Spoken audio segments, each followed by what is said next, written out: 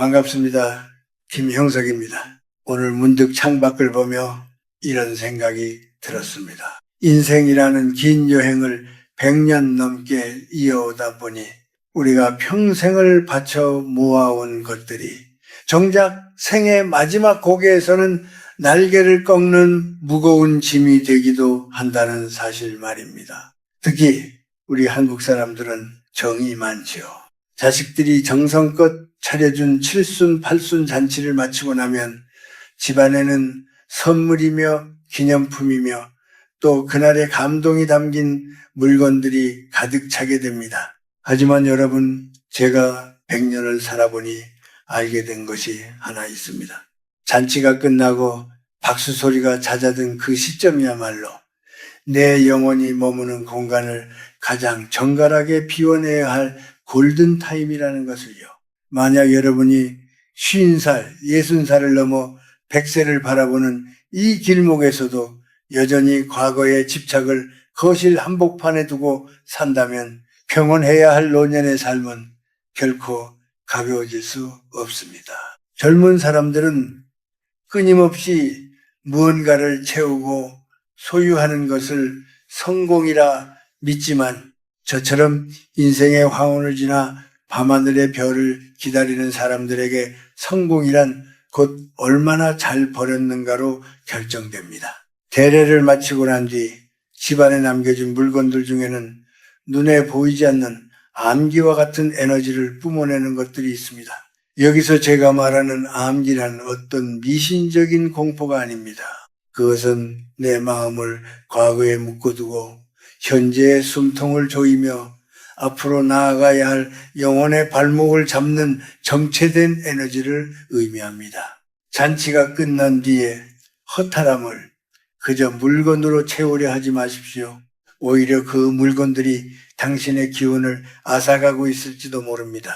저는 종종 제 서재를 둘러보며 자문하곤 합니다. 이 책이, 이 물건이 지금의 나를 웃게 하는가? 아니면 과거의 나를 붙들고 있는가?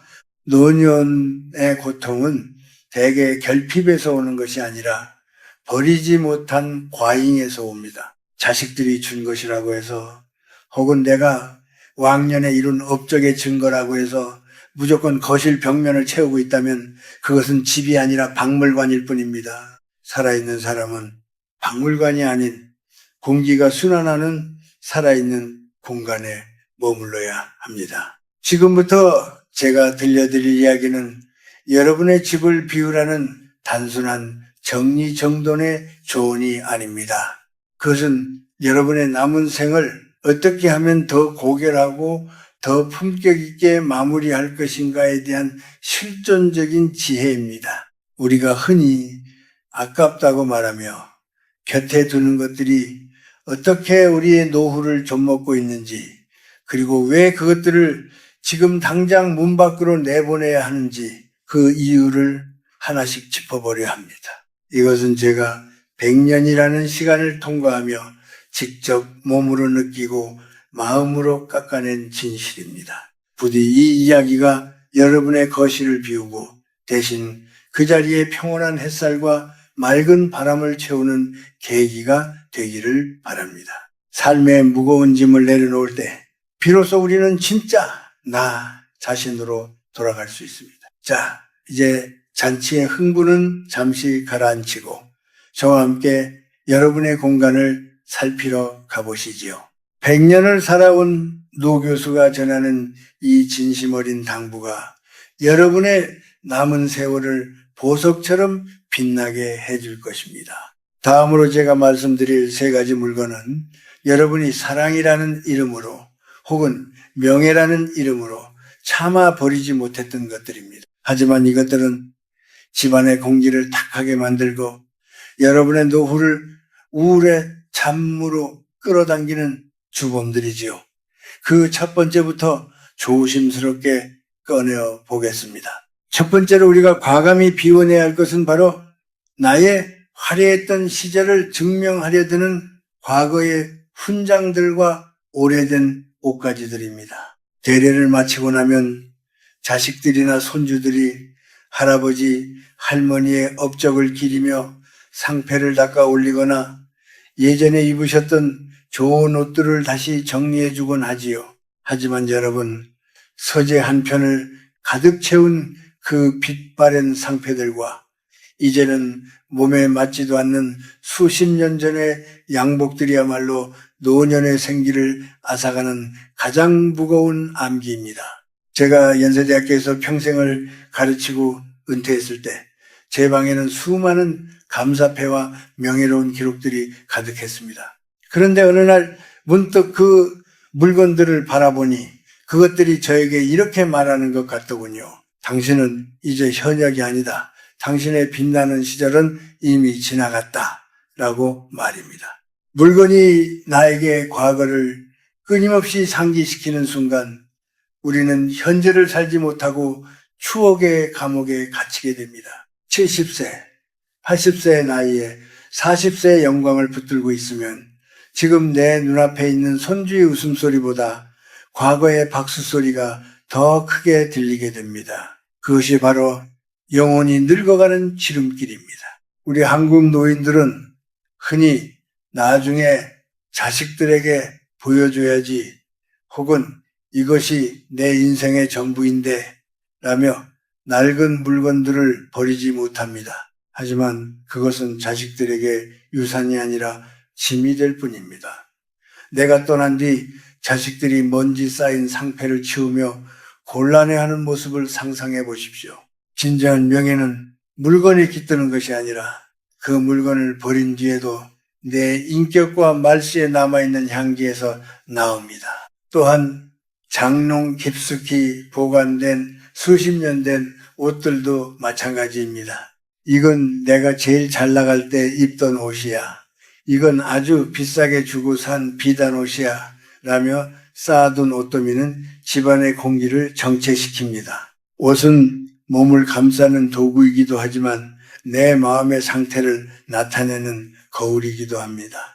과거의 옷에 집착하는 것은 과거의 나에게 집착하는 것과 같습니다. 노년의 품격은 화려한 예복에서 나오는 것이 아니라 깨끗하고 소박하게 정돈된 지금의 옷차림에서 완성됩니다.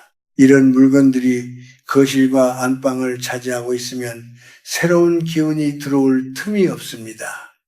노년이란 인생의 끝이 아니라 또 다른 성숙을 향해 나아가는 새로운 계절입니다. 겨울나무가 봄을 맞이하기 위해 작년의 잎을 모두 떨궈내듯 우리도 과거의 영광을 상징하는 물건들을 떨궈내야 합니다. 그것들을 치우고 난 빈자리에 비로소 오늘에 나아가 쉴 수 있는 여백이 생깁니다. 만약 그 물건들을 버리기가 너무나 가슴 아프다면 사진 한 장으로 남겨두고 실물은 세상 밖으로 내보내십시오. 물건이 사라진다고 해서 여러분이 살아온 고귀한 삶의 가치가 사라지는 것은 결코 아닙니다. 오히려 그 집착을 내려놓는 순간 여러분의 정신은 그 어느 때보다 높고 맑아질 것입니다. 과거의 나를 증명하려 애쓰지 마십시오.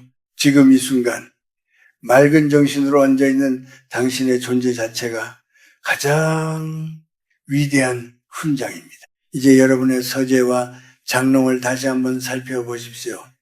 당신을 과거로 끌어당기는 무거운 짐들이 보입니까? 그것들을 기쁘게 놓아주십시오. 그것이 바로 대례 이후에 여러분이 가장 먼저 실천해야 할 영적인 청소입니다. 비워진 그 자리에 비로소 평화로운 노년의 지혜가 깃들기 시작할 것입니다. 두 번째로 말씀드릴 암기는 더욱 조심스러운 부분입니다. 바로 우리 마음속에 슬픔의 그림자를 드리우는 것들에 대한 이야기이지요. 두 번째로 우리가 용기를 내어 밀어내야 할 암기는 바로 슬픔의 그림자가 짙게 배어있는 고인의 물건들과 집안 곳곳에 방치된 이가 빠진 그릇들입니다. 대례를 마치고 나면 인생의 허무함이 밀려오기도 하고 먼저 떠난 배우자나 부모님에 대한 그리움이 더 깊어지곤 하지요. 그래서 그분들이 생전에 쓰시던 옷가지나 손때 묻은 가구들을 차마 치우지 못하고 안방 한 구석에 그대로 모셔두는 경우가 참 많습니다. 하지만 여러분, 100년을 살아오며 제가 깨달은 가슴 아픈 진실은 떠난 사람의 물건을 붙들고 있는 것이 결코 그분을 위하는 길이 아니라는 사실입니다. 고인의 물건을 버리지 못하고 매일같이 바라보는 것은 내 영혼을 과거의 슬픔 속에 가두어 두는 것과 같습니다. 물건에는 보이지 않는 에너지가 깃들기 마련인데 주인을 잃은 물건은 생기를 잃고 정체된 기운을 내뿜게 됩니다. 그것이 집안에 가득 차 있으면 살아있는 사람의 기운마저 갉아먹게 되지요. 사랑하는 사람을 기억하는 가장 고귀한 방법은 물건을 쌓아두는 것이 아니라 그분이 남긴 선한 정신을 내 삶 속에서 실천하는 것입니다. 물건을 비워내야 비로소 그분과의 아름다웠던 추억이 내 마음속에서 자유롭게 숨을 쉴 수 있습니다. 또한 우리 어머니들이 흔히 하시는 실수가 있습니다. 바로 이가 조금 나갔거나 금이 간 그릇들을 아깝다며 계속 사용하는 것이지요. 아직 쓸만한데 뭘 버려? 나 혼자 먹을 건데 상관없지. 라며 식탁 위에 올리는 그 깨진 그릇들이야말로 여러분의 노년 운세를 꺾는 치명적인 암기입니다. 그릇은 복을 담는 그릇이라고도 합니다. 그런데 그 복그릇이 상처나 있고 깨져 있다면 그 안에 아무리 좋은 음식과 복을 담으려 해도 다 새어나가기 마련입니다. 나이가 들수록 우리는 스스로를 귀하게 대접해야 합니다. 낡고 깨진 것에 익숙해지면 내 존재 자체도 소홀히 여기게 됩니다. 나는 이제 늙었으니 대충 먹어도 돼 라는 생각은 영혼을 가난하게 만듭니다. 계례를 마친 후의 삶은 더욱 정갈하고 빛나야 합니다. 비록 혼자 먹는 소박한 죽 한 그릇이라도 가장 깨끗하고 온전한 그릇에 담아 스스로를 대접하십시오. 그것이 바로 자신을 사랑하는 법이며 집안의 기운을 맑게 유지하는 비결입니다. 제 주변에도 먼저 떠난 아내의 신발을 10년 넘게 현관에 두었던 친구가 있었습니다. 그 친구는 매일 그 신발을 보며 눈물 지었지요. 하지만 그의 삶은 활기를 잃었고 몸도 마음도 시들어갔습니다. 제가 그에게 말했습니다. 여보게, 신발을 치워주어야 아내의 영혼도 가볍게 떠날 수 있고 자네도 남은 생을 온전히 살 수 있네. 결국 그가 신발을 정리하고 현관을 깨끗이 비웠을 때 비로소 그의 얼굴에 다시 웃음꽃이 피기 시작했습니다. 집안의 생기를 불어넣고 싶다면 지금 당장 주방과 안방을 둘러보십시오. 누군가의 슬픔이 서려 있는 물건 혹은 상처 입어 제 기능을 못하는 물건들이 당신의 기운을 억누르고 있지는 않습니까? 그것들을 과감히 정리하십시오. 물건을 비우는 과정은 곧 마음의 상처를 치유하는 과정과 같습니다. 깨끗해진 공간에 흐르는 맑은 공기가 여러분의 폐부 깊숙이 스며들 때 비로소 노년에 참된 평안이 찾아올 것입니다. 비워내는 것은 잃는 것이 아니라 새로운 생명력을 얻는 숭고한 행위입니다. 이제 슬픔의 유산을 놓아주고 기쁨의 공간을 만드십시오. 여러분의 집이 과거의 눈물이 아닌 현재의 평온함으로 가득 차기를 진심으로 바랍니다. 이제 마지막으로 말씀드릴 세 번째 암기는 어쩌면 가장 알아차리기 어렵지만 우리 삶을 가장 깊게 병들게 하는 것들입니다. 그것은 바로 타인과의 관계에서 온 원치 않는 흔적들입니다. 마지막으로 세 번째로 우리가 단호하게 밀어내야 할 암기는 바로 내 마음의 평화를 해치는 가식적인 관계의 흔적들과 타인의 시선에 얽매여 억지로 받아든 물건들입니다. 계례를 치르고 나면 집안에는 생각보다 많은 선물과 봉투들이 쌓이게 마련이지요. 평소 소원했던 먼 친척부터 이름조차 가물가물한 지인들까지 축하를 건네옵니다. 하지만 여러분, 그 중에는 진심 어린 축복보다 마지못해 건넨 의례적인 예의나 혹은 과시를 위해 보낸 사치스러운 물건들이 섞여 있기 마련입니다. 제가 100년을 살아오며 절실히 느낀 것은 노년의 삶에서 가장 큰 축복은 바로 관계의 단순화에 있다는 사실입니다. 젊은 시절에는 발 넓은 것이 능력이고 인맥이 재산이라 믿으며 살았을지 모릅니다. 하지만 70세, 80세를 넘어서면 그 수많은 인맥이라는 굴레가 오히려 내 영혼을 갉아먹는 독이 됩니다. 누군가 나를 무시하거나 가볍게 여기면서도 체면 때문에 보낸 값비싼 선물이나 장식품이 거실 한복판을 차지하고 있다면 그것을 볼 때마다 당신의 잠재의식은 불쾌한 감정을 떠올리게 됩니다. 그것이 바로 공간을 오염시키는 암기입니다. 진정한 내 편이 아닌 사람들이 건넨 물건에 마음을 두지 마십시오. 이게 얼마짜린데 버려. 그래도 준 사람의 성의가 있는데 라며 억지로 간직하는 것은 자신의 귀한 공간을 타인의 불편한 애너님에게 내어주는 꼴입니다. 저 또한 인생의 고비마다 저를 시기하거나 함부로 대했던 이들이 준 물건들을 과감히 정리해 왔습니다. 그런 물건들을 내보내고 나니 비로소 내 집이 진짜 내 집처럼 느껴지더군요. 나를 진심으로 아끼는 사람들의 소박한 편지 한 장이 100가지의 화려한 장식품보다 100배는 더 이롭습니다. 특히 대례 이후에 자식들이나 지인들이 가져다 놓은 건강에 좋다는 정체불명의 기구들이나 집안을 번쩍이게 만드는 화려한 소품들을 경계하십시오. 노인의 집은 화려할 필요가 없습니다. 오히려 비워져 있어야 합니다. 나이가 들수록 시각적인 자극은 줄이고 청각과 마음의 소리에 집중해야 하는데 집안 가득 타인의 취향과 과시욕이 담긴 물건들이 들어차 있으면 정신이 산란해집니다. 누군가 나를 대접한답시고 사온 물건이 내 생활에 불편을 준다면 그것은 대접이 아니라 침범입니다. 만약 누군가로부터 무시를 당했거나 마음의 상처를 입었다면 그 사람과 관련된 모든 흔적을 집안에서 지워내십시오. 어떻게 나한테 그럴 수 있어? 라며 분노를 씹는 것보다 그가 준 물건을 조용히 처분하는 것이 훨씬 강력한 치유의 방법입니다. 내 눈앞에서 그 흔적이 사라질 때 비로소 내 마음의 응어리도 녹아내리기 시작합니다. 타인의 무례함 때문에 당신의 소중한 노년의 시간이 우울함으로 채워지게 두지 마십시오. 100세를 넘긴 이 노 교수가 장담하건대 50살 이후의 인생은 누구를 만나는가 보다 누구를 만나지 않는가가 훨씬 중요합니다.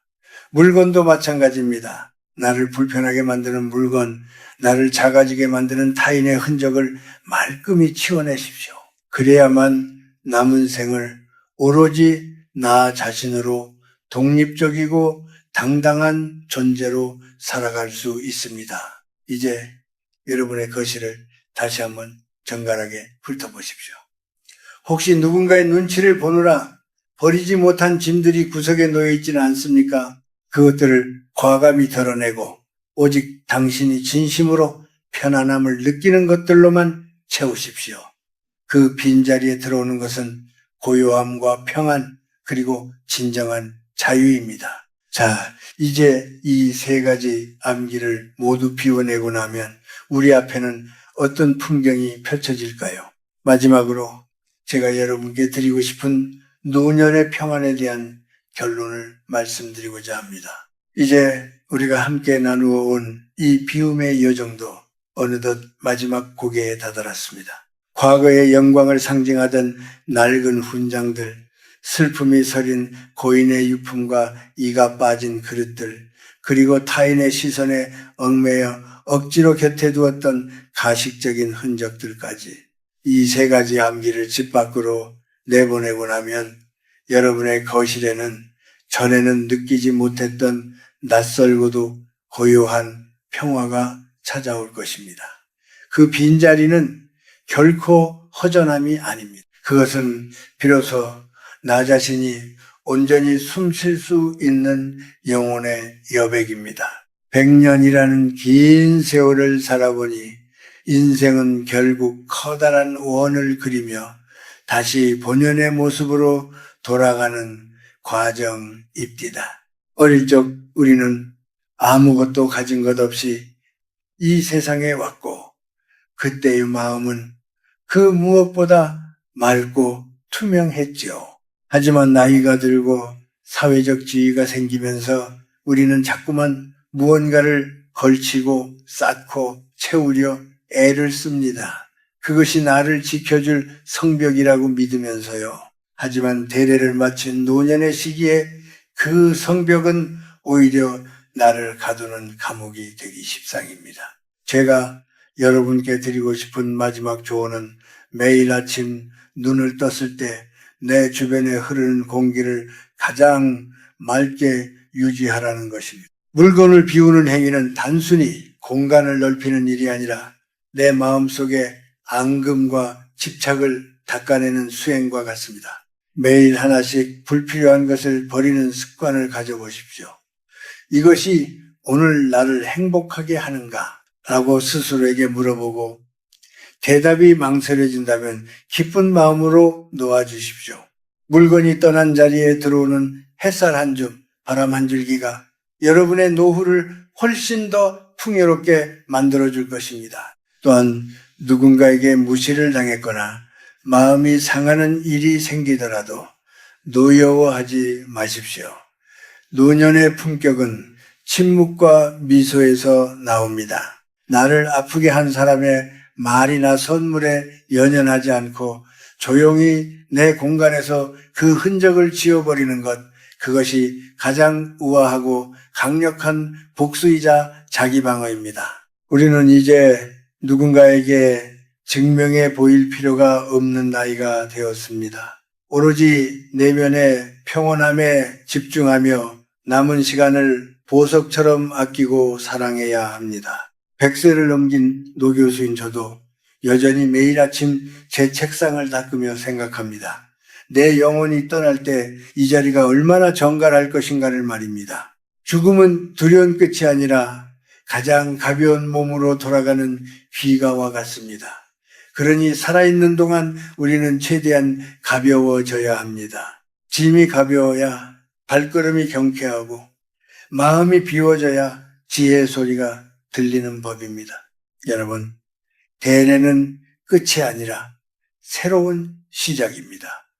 자식들에게 대접받는 노인이 되려 하지 말고 스스로를 귀하게 대접하는 어른이 되십시오.